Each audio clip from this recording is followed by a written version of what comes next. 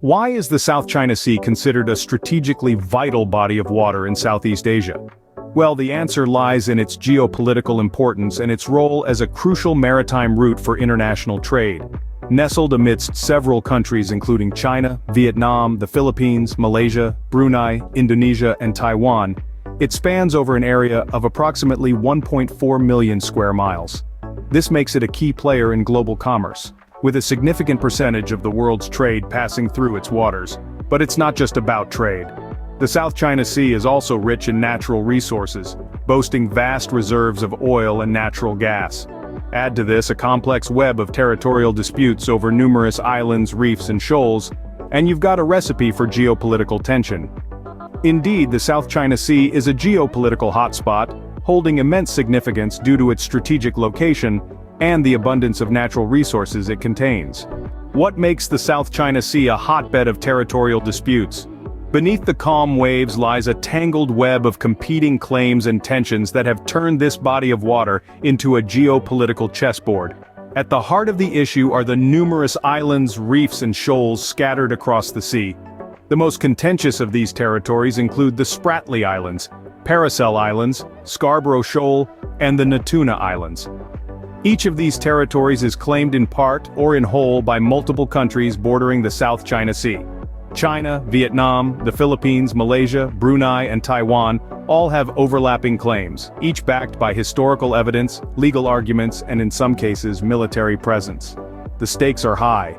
These territories are not just about land, but also about the rich natural resources they hold and the strategic maritime routes they control. China, for instance, has been assertive in its claims, pointing to historical maps and records as proof of sovereignty.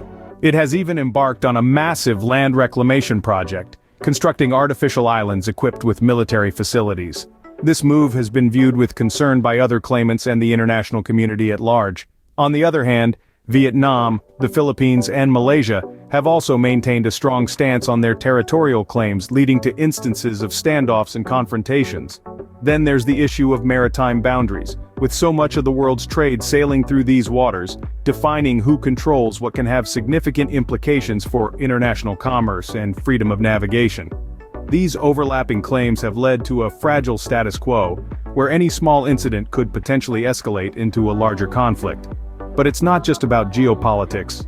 These disputes also have environmental implications, as the contested areas are home to diverse marine ecosystems that are under threat from overfishing and pollution. In a world increasingly defined by global interconnectivity, the resolution of these disputes is not just a regional concern, but a global one. These overlapping claims and the resulting tensions have made the South China Sea one of the most contested regions in the world. What lies beneath the surface of the South China Sea? Beneath its waves, the South China Sea is a thriving ecosystem teeming with a diverse range of marine life. Coral reefs like underwater rainforests provide a habitat for countless species of fish and other aquatic creatures. These waters foster valuable fisheries, serving as the lifeblood for millions across the region. However, this rich biodiversity is under siege. Overfishing strains the balance of marine life, while pollution seeping into the water threatens the health of every creature it touches. Furthermore, the destruction of coral reefs, vital to the ecosystem's survival, is a growing concern. The reefs are not just homes for marine life. They also act as natural barriers against coastal erosion and provide protection from storms. As such, the environmental degradation in the South China Sea is not only a threat to its biodiversity, but also to the livelihoods and safety of the people who depend on it. The South China Sea is a treasure trove of biodiversity, but it is under threat from environmental degradation. Why is freedom of navigation in the South China Sea a global concern? Let's dive into that. The South China Sea is a central artery of international trade, with roughly 1/3 of global shipping passing through its waters. It's like the beating heart of global commerce, pumping goods, energy supplies, and resources from one part of the world to another. But this vital waterway is entangled in a web of territorial disputes, raising concerns about potential disruptions to maritime traffic. Imagine if that heart skipped a beat or two, the impact would reverberate across the globe.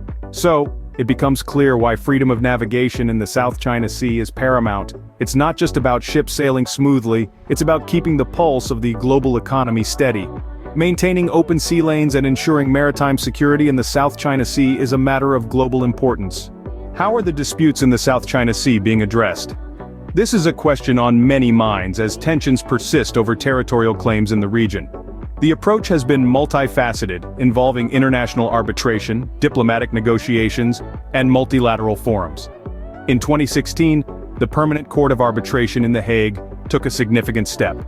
The court ruled on a case brought by the Philippines against China, invalidating many of China's claims in the South China Sea. However, China rejected the ruling, asserting its historical rights over the region. Diplomatic efforts have also been crucial. Organizations like the Association of Southeast Asian Nations, or ASEAN, have played a pivotal role in promoting dialogue and cooperation among claimant states. The aim is to manage tensions and find peaceful resolutions to the disputes. Resolving the disputes in the South China Sea requires sustained diplomatic efforts, adherence to international law, and cooperation among the countries involved.